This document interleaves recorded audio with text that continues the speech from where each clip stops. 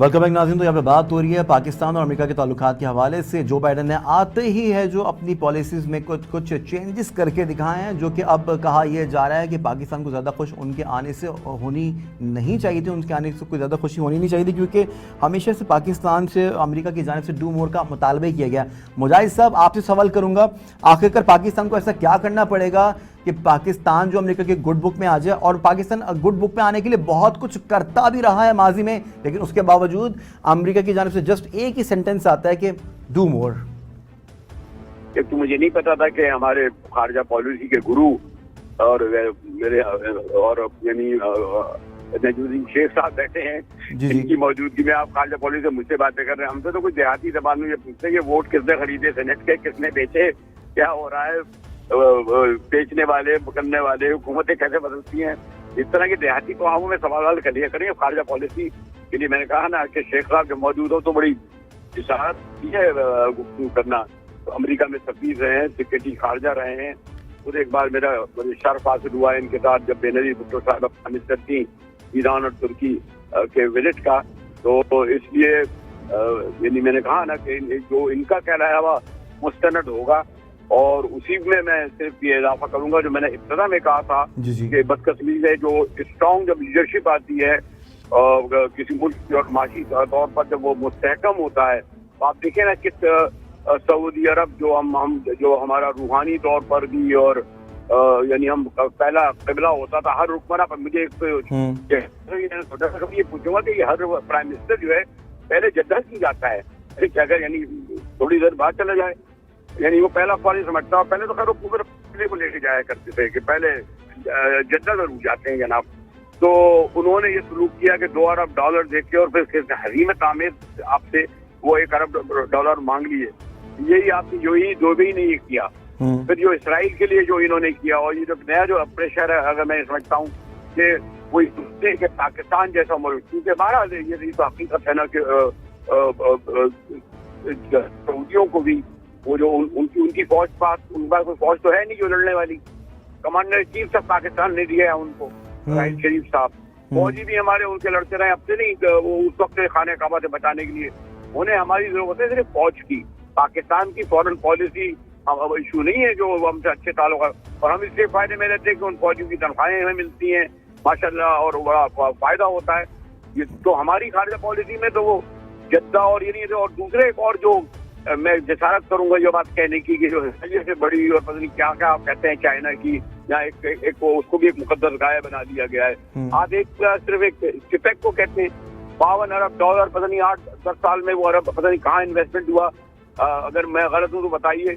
China और India की bilateral trade तो $100 बिलियन से ज्यादा है। कहते हैं कि बड़ा मुल्क है और ट्रेड होती है। सऊदी अरब ने कितना बड़ा इन्वेस्टमेंट वहाँ किया हुआ है, आप ये बताएं। मुश्किल से $20 अरब भी नहीं है हमारी और चाइना की बायलैटरल ट्रेड। ठीक है, के नाम पर भी बहुत बार सारे सवाल उठ रहे हैं। ठीक है, आपके इन सवालों के जवाब देते हैं नजम साहब से ही। नजम साहब, फॉरेन पॉलिसी के ऊपर बात हो रही है, तो वजीर खारजा शाह महमूद कुरैशी का बयान आप कैसे देख रहे हैं, पाकिस्तानियों के लिए भी और कश्मीरी कौम की तर्जुमानी के हवाले से भी? देखिए, पहले तो मुजाहिद साहब को मैं मुबारक देना चाहता हूँ कि वो कहते हैं कि वो फॉरेन पॉलिसी के एक्सपर्ट नहीं है, लेकिन उन्होंने जो बातें की हैं उस पर जो बात सचमुच इस पे फोकस करना चाहिए कि आज दुनिया में इक्तिसादी ताल्लुकात सबसे ज्यादा अहमियत रखते हैं, और उसमें से फिर सियासी ताल्लुकात भी बढ़ते हैं। अब आपने देखा है कि आपके पास सरमायाकारी हो रही नहीं है, आपकी जो अंदरूनी सूरत हाल है उसमें आप कोई अट्रैक्टिव ट्रेडिंग पार्टनर नहीं बने हैं, आप कोई अट्रैक्टिव कोलैबोरेटर नहीं बने हैं फॉर इन्वेस्टमेंट। आपको अभी फोकस फॉरेन पॉलिसी पर नहीं करना है, आपको फोकस करना है अपनी अंदरूनी सूरत हाल को सुधारने में और यहाँ पे सरमायाकारी बढ़ाने पे। हमारा वक्त बहुत ज़ाया होता है उन चीज़ों पे जिनकी इस वक्त हमारे पास अहमियत नहीं है। आपसे जो मुजाहिद साहब ने जिक्र किया कि अक़वाम मुत्तहिदा में जो मीटिंग हुई उसमें क्या हुआ, ये भी एक चीज़ है जिसको आपको नोट करना चाहिए कि और जो हारून साहब ने कहा कि साहब इसमें गुस्से होने की बात नहीं है, इसमें ये हकीकतें हैं जिनको पहचानना है, और पहचान के फिर देखना है कि हमारे यहाँ اس کو سدھارا کیسے جائے, اور سدھارنے کا یہی طریقہ ہے کہ آپ اپنے آپ کو ایک اٹریکٹیو ٹریڈنگ پارٹنر بنائیں, اٹریکٹیو انویسٹمنٹ پارٹنر بنائیں اور وہاں سے آگے بڑھیں. ہم نے میری نظر میں بدقسمتی سے بہت وقت اس پہ ضائع کیا ہے. کشمیر میں جو صورتحال ہے وہ کشمیر کے جو باشندے ہیں ان کی جو ڈیموگرافی چینج کی جا رہی ہے اس کی جو مذمت ہو رہی ہے, اور جو کر رہے ہیں کشمیری وہ کشمیریوں سے ہی ہوگا. اس میں آپ کا بہت کم حصہ ہوگا. آپ ضرور ان کو مورل اور پولیٹیکل, مطلب وہ کہہ رہے ہیں کہ جو بھی صورتحال ہے وہ کشمیریوں کی مرضی کے مطابق ہی ہوگی. ٹھیک ہے, آصف صاحب آپ کی جانب آنا چاہوں گا, لیکن یہاں پہ نجم صاحب آپ سے سوال کرتا چلوں, اسی سوال کا جواب آصف آپ بھی دے دیجیے گا. کیا افغان امن عمل میں کوئی تبدیلی آنے والی ہے امریکہ کی جانب سے؟ اب دیکھیے میری نظر میں اب انہوں نے فیصلہ کیا ہے کہ جہاں ان کے 2500 ہیں وہ 2500 رہیں گے اس وقت تک جب تک کہ طالبان زیادہ لچک نہ دکھائیں اور زیادہ کوشش نہ کریں غنی کے ساتھ اگریمنٹ کرنے کے لیے. اور اس میں ہمارے لیے ایک بہت بڑا مسئلہ ہے کیونکہ ہم نے یہ کہہ لیا ہے کہ صاحب طالبان ہمارے دوست ہیں. مجھے اس پہ اتفاق نہیں ہے. طالبان اپنے افغان جو کنسیڈریشنز ہیں وہ ان کے لیے اہم ہیں, وہ ان کے لیے ضروری ہیں, اور ہمیں اس وقت میری نظر میں ہمیں اس وقت افغانستان کو چھوڑ دینا چاہیے.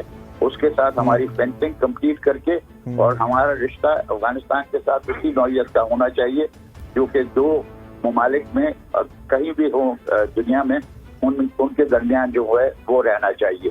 ہم نے افغانستان میں بہت کوششیں کی ہیں, وہ کوششیں ہمارے لیے اب صرف یہ ہونی چاہیے کہ یہ فینسنگ کمپلیٹ کر کے یہ رشتہ اسٹیبلش کر کے اور اس کے بعد جو بھی ہم مدد کر سکتے ہیں وہ کریں, لیکن اس قسم کی انوالومنٹ نہ ہو جو کہ اب ہے. یہ انوالومنٹ ہمارے فائدے میں نہیں ہے. اور ہم جب بات کرتے ہیں کہ صاحب TTP افغانستان میں ہے, افغانستان میں اسلامک موومنٹ آف ازبیکستان بھی ہے اور بھی ہے جن کو ہمارے فاٹا میں خاصی دلچسپی رہتی ہے اور وہ ہمارے لیے نہیں ہے. ٹھیک ہے آصف صاحب, کیا آپ نجم صاحب کی بات سے اتفاق کرتے ہیں؟ اور اسی سوال کا جواب آپ بھی دے دیجیے. افغانستان کے سلسلے میں بات یہی ہے کہ جی اس وقت واقعتاً ایک بہت نازک موڑ کے اوپر یہ پہنچ چکا ہوا ہے, اور 2021 میں اس کا کچھ نہ کچھ فیصلہ ہونا ہے. ہونا تو یہ بہت پہلے چاہیے تھا, جب 2019 فیبری میں جب ایک ہسٹورک پیس ایگریمنٹ ہوئی اور بہت زیادہ شادیانے بجائے گئے کہ جی اب سب کچھ ٹھیک جلد ہو جائے گا, لیکن وہ آج تک کیوں نہیں ہوا؟ کیونکہ وہاں رول آف اسپوائلرز. اب وہ اسپوائلرز وہاں پر کون ہیں؟ سب سے بڑا اسپوائلر انڈیا ہے, کیونکہ وہ تو وہاں پر اس کو بہت زیادہ اسٹریٹجک ایڈوانٹیجز وہاں پر مل رہے ہیں, خاص کر پاکستان کی نسبت سے. پھر اشرف غنی جو ہے نا اس کو پتہ ہے کہ جیسے یہ ہوا تو وہ اس کی وہاں جو ہے وہ نہیں رہ سکتا, وہ وہاں سے اس کو جانا ہی پڑے گا.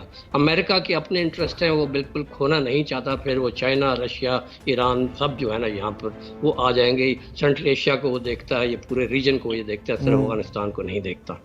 تو وہ اس لحاظ سے یہ ساری باتیں تو ہیں. اب دیکھنا یہ ہے کہ جیسے بتایا کہ 2500 فوجی رہ گئے ہیں. ٹرمپ نے یہ کہا تھا کہ مئی تک جو ہے یہ سارے یہاں سے نکل جائیں گے. وہ طالبان کا بھی یہی مطالبہ تھا اور آج بھی ہے اور کل بھی یہ رہے گا, اس پہ وہ چینج نہیں کر سکتے. جبکہ اوباما بھی پریشر میں آ گیا, وہ بھی 2014 دسمبر میں جو ہے نا ساری فوج نکالنا چاہتا تھا, لیکن پینٹاگون اور CIA کے پریشر سے اس کو مجبوراً جو ہے وہ ایک ریزولوٹ سپورٹ گروپ جو ہے وہ رکھنی پڑی. آج بھی وہی باتیں ہو رہی ہیں, اور میرا یہی خیال ہے کہ وہ ساری فوج جو مئی میں نہیں نکالیں گے. یہ ایک دفعہ سے پھر یہاں جنگ گرم ہوگی, یہ معاہدہ ریویو ہوگا اور اس پہ وہ جو ہے نا وہی نکالیں گے. ٹھیک ہے آصف صاحب, نجم صاحب ہمارے پاس وقت بہت ہی کم ہے. مجاہد صاحب آپ سے آخری سوال کر لیتا ہوں. بہت ہی امپورٹنٹ بات یہاں پر ایک نکل آئی ہے کہ ایک جانب تو پاکستان 45 مختلف ممالک جن میں سے روس اور چین قابل ذکر ہیں, ان کے ساتھ امن مشقیں 2021 کی جو ہیں وہ جاری و ساری ان میں مصروف بھی ہے, لیکن دوسری جانب مجاہد صاحب بحر ہند میں بھارتی بحریے کے مشقیں بھی جاری ہیں. کیا اور آخرکار سمندر میں آپ کیا سمجھ رہے ہیں؟ پلیز کوئک بڑھا دیجیے گا سوال. میں آپ سے پوچھوں کہ ایک جانب جو ہے یہاں پہ پاکستان تقریباً 45 ممالوں کے ساتھ جو ہے مشقوں میں مصروف ہے 2021 کی امن مشقوں میں، ساتھ ہی ساتھ دوسری جانب بحر ہند میں بھارتی بحریہ کی مشقیں بھی جاری ہیں. یہ سمندروں میں آخرکار ہو کیا رہا ہے، کیا صورتحال ہے؟ دیکھیے ایک تو یہ کہ مجھے پتہ نہیں اب یاد آ رہا ہے ایک دن کوئی غالباً 20 سال اس بات کو شاید ہو گئے، یہاں شیخ صاحب آئے تھے اسٹیٹ گیسٹ ہاؤس میں فورن آفس میں، ہم جیسے طالب علموں نے اگر پتہ نہیں یاد ہوگا فورن پالیسی کے حوالے سے کوئی سوال پوچھ لیا اور وہی انڈیا سے کمپیئر کرنے لگے. شیخ صاحب نے مجھے ابھی تک یاد ہے، دیکھیں کتنی پرانی بات ہے، ان کو دیکھ کے یاد آ گئی کہ بھائی انڈیا کی جو مڈل کلاس ہے وہ 8,000 کروڑ ہے اس وقت، آپ کے پاس کیا ہے؟ اور جو میں دوہرا رہا ہوں کہ یہ جو جتنے بھی آپ جو ہندوستان سے پاکستان کو کمپیئر کرنے لگتے ہیں، یہ تو یعنی یہ ایک مذاق خیز بات ہے. بس سوائے یہ کہ ہم سوائے منہ آنکھیں بند کرنا چاہتے ہیں. بھائی وہ تو کہتے ہیں اگر کوئی بھی کوکو کولا بھی بکے گی تو وہاں 50 کروڑ بکے گی، پاکستان میں کتنی آئے گی؟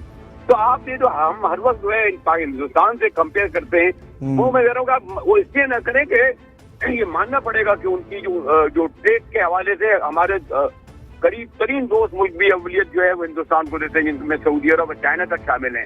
تو یہ آپ کہیں کہ جی وہ مشقیں کر رہے ہیں پاکستان کی. ٹھیک ہے، ہمیں ہر وقت کمپیریزن نہیں کرنا چاہیے، ہمیں اپنے معاملات کو دیکھنا چاہیے. ہمارے ساتھ موجود تھے اسکائپ پہ آصف ہارون صاحب جو کہ بریگیڈیئر ریٹائرڈ ہیں، اور ان کے ہمراہ موجود ہے ٹیلی فون لائن پر نجم الدین شیخ صاحب، سابق سفیر رہ چکے ہیں، اور مجاہد بریلوی صاحب جو کہ سینئر اینالسٹ ہیں. تو یہاں پہ بات ہو رہی تھی کہ جو بائیڈن نے آتے ہی ناظرین اپنی جو ہے پالیسیز کو چینج کرنا شروع کر دیا، بہت شادیانے بجائے جا رہے تھے، بہت خوشیاں منائی جا رہی تھی، لیکن دیکھنا ہے کہ آنے والے دنوں میں ہوتا ہے کیا. لیکن یہاں پہ سینئر مبصرین کا یہی کہنا تھا اور انہوں نے یہی کہا ہے کہ اپنے اندرونی معاملات کو سب سے پہلے پاکستان کو فوکس کرنا چاہیے. اپنے میزبان عبداللہ حسن کو دیجیے اجازت، اللہ حافظ.